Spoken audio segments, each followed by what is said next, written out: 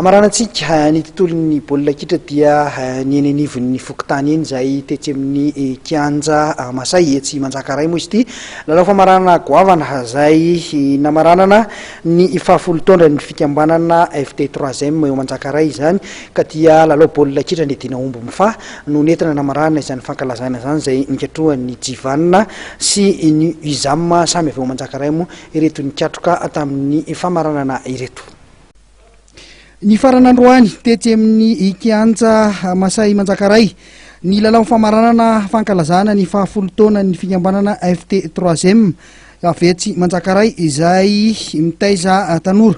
Lalao baolina kitra ny Dina Omby Mifa no nentina namaranana izany ka ny ekipan'ny Jivanina ireto manao akanjo manga amin'ny sary reto sy ny Izam manao akanjo mena no tafita amin'izany lalao famaranana izany izay azo lazaina fa dia navory olona betsaka tokoa teto amin'ity kianja eto amin'ny Masay ity ny lalao baolina kitra ety anivon'ny fokontany toy izao.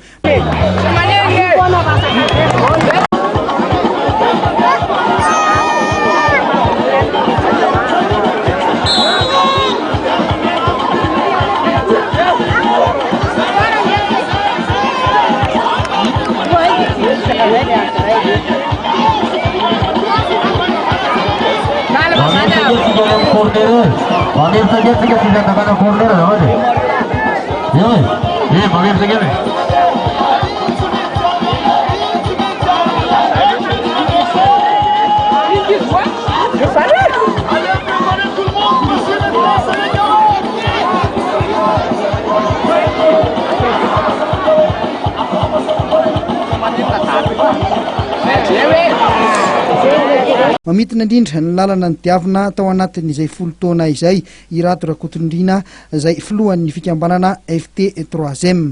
Fankalazana amin'ny fahafolo taona zany somary nisy surprise kely ihany satria nisy karazana fanatanjahantena maro zany izay nitaterahana teto ary nisy mpanao fanatanjahantena tsy nampozina mihitsy, nisy ny boxe, nisy ny rugby asety, nisy ny pétanque, nisy ny football moa zany tsy adino indrindra zay eto amin'ity toerana ity. Tanjon'ny fikambanana zany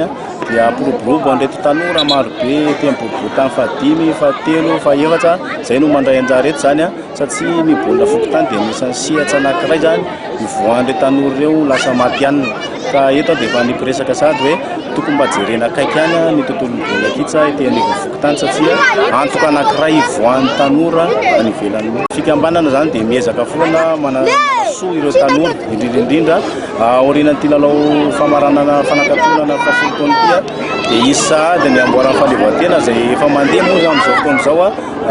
ny COP26. Tsy tonga eto am-penantanana moa ny vokatra tamin'ity lalao famaranana ity fa omenantsika amin'ny fotoana mamety izany. Ny fankalazana ny fahafolo taona ny fikambanana no tapitra androany fa ny lalao kosa dia mitoy hatrany ka efa miditra avy hatrany eo amin'ny fiadina ny amboarany fahaleovantena indray ny fikambanana amin'izao fotoana izao izay andraisana ekipa maro dia maro anjara tokoa amin'ny faritra amin'ny firaisana fahaefatra, fahatelo, fahadimy aty amin'ny Antananarivo renivohitra ihany koa.